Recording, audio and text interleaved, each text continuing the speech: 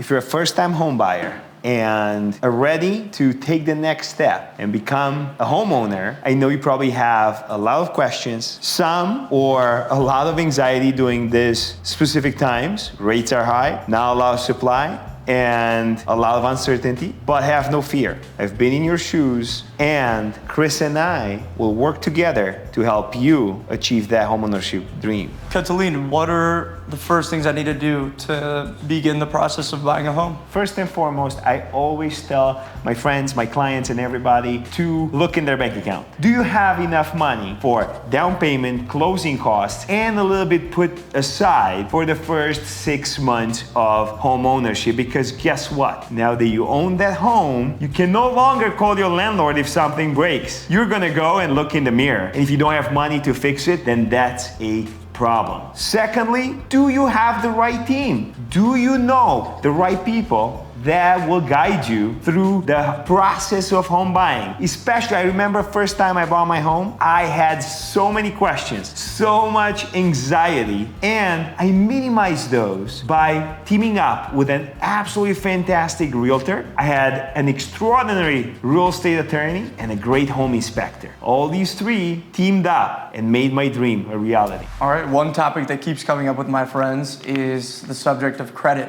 and them being worried that they don't have good credit to buy a home. I am not a credit specialist, but I can tell you one thing. I have the right person on my team that's a home lender. That's all they do is analyze credit scores and help answer all those questions. Now, the beautiful part about it is there's so many programs out there that help people just like you with either fantastic credit or not so great credit. There's an option for you, and if your credit is not there, then guess what? Once we get the lender's advice, we can work together to set up a plan to fix your credit and get you in shape. In the next 6 to 12 months, you can purchase a home. I have a big word that keeps coming up, mortgages. Big, it's scary, keeps coming up. How can we clear the air about mortgages? And what are some options that people have? You know, this whole country is built on credit. You turn on the TV and you hear the debt ceiling and you hear about credit and credit and credit, right? Mortgages are just another tool in the credit toolbox that this country gave us. So like any type of debt, that can be good or that can be bad. Mortgages, used right, can be the best tool in your toolbox because it will help you buy your home. So what I always tell my clients and friends, majority of us, we start by paying rent. You already make a monthly payment. You used to make it that payment. Now, when we calculate how much home you can afford, we usually go based on your monthly budget. So probably a lender is going to ask you, hey, how much would you like to pay a month or how much you can afford? They'll do a calculation and then they'll reverse calculate. That will give us the whole amount of maximum loan you can get, which will be your mortgage. It sounds scary, but as long as you make your payments on time, you understand that you should not lend more than you can afford, and you don't become what I call house poor, meaning you bite more than you can chew, then you will be absolutely fine. And a mortgage, honestly guys, will help you force save. So a mortgage, and we'll go more detail on a different video about it, but a mortgage will have in its payment principal and interest. The principal part of that specific payment is your forced saving. This is how you build equity in your house, and that's your money that you will be able to take if you ever sell your home or when you're going to sell your home. And as far as options, oh my goodness, there's so many options out there. So there's government-sponsored options like FHA, if you guys heard of FHA, that allows buyers to put as low as 3.5% down payment. There's banks out there that offer grants and credits that will allow you to put as low as,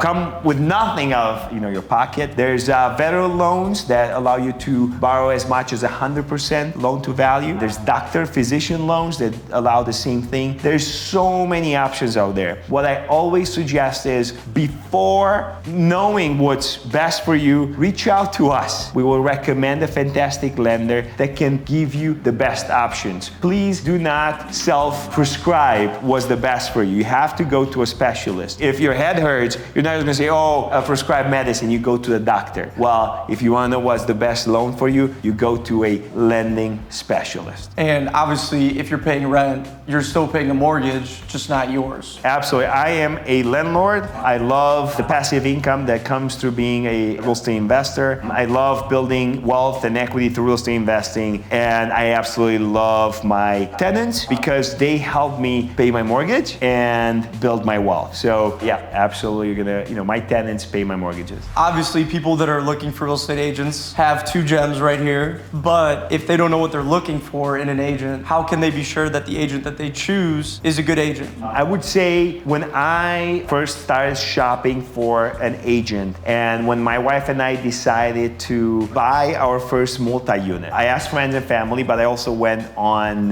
Zillow, Google, and I just typed in agents near me and I started reading their reviews. I read their reviews and then I selected top 5 and then I called them directly. I called them directly and I asked several questions. Number 1 is, what is your experience and knowledge in the neighborhood that I was looking for? Secondly, what type of value can you bring me and my family when it comes to negotiation? Basically, what are your negotiation skills? What are your negotiation strategies? And how can you get me the best deal? And then lastly, tell me about your team. If your realtor cannot articulate and bring you the best attorney, lender, and inspector, then I would call somebody else. Imagine your clients just found the perfect house, everything they're looking for, fits all their criteria. There's 5 purchasing tips, and I want to see if you could get them all. No pressure here, guys. They won't let me look at the scenario, so I have to definitely do my absolute best. Number 1 is inspection. Making sure that the house, even though the house looks great and you love it and it fits everything, we want to make sure that all the ins and outs of that house are also in good shape. Sometimes a car might look great, but once you open the hood, that's when you see if it's actually a good car or a lemon. Same thing with an inspection. Secondly, we're gonna do a market analysis, making sure that the house is priced right and you're not paying more than the market and more than the actual value. Okay, I had on my list to negotiate with the seller, but you do need to know the comps in the area, so you are kind of right. Well, and I'm glad you brought this up because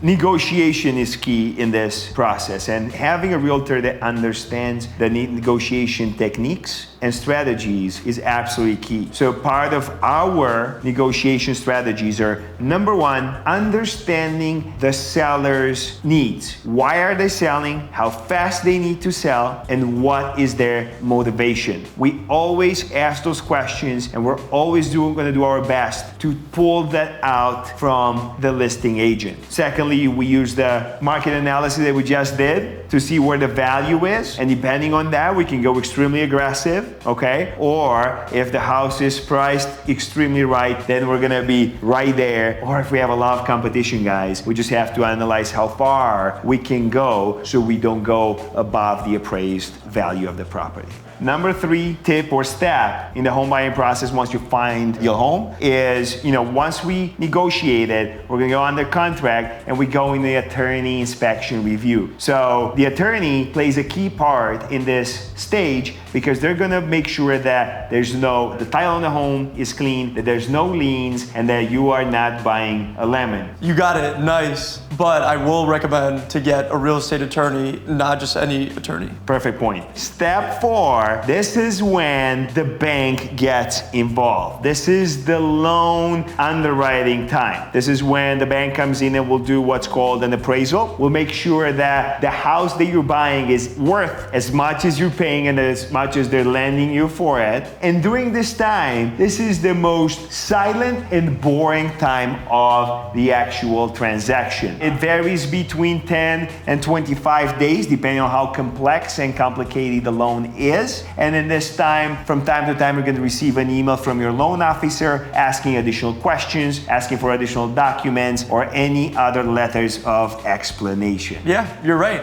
Silence can scream. And during this time, Catalin and myself, we like to keep in close contact with our clients, and we're here to clear up any confusion that may come along the way. And the fifth one, guys, the exciting one, closing. We're getting clear to close. Now, this is extremely important. One piece of advice: never, ever wire funds without checking with the title company that the wiring information is correct. That's number one. Then secondly, get prepared to celebrate. Come to a closing table and be ready to sign a ton of loan documents. It's all worth it, trust me. You got it. Nice job. All right, we covered a lot today for first-time homebuyers. If people have any questions, who can they reach out to? If you found this video, please like it, comment, ask questions, or DM us directly on the social media platform that you found us on. If not, feel free to call us at 773-474-8497 or check us out on the benlalesteam.com. Have an absolutely amazing day and be the best you can be. Ciao.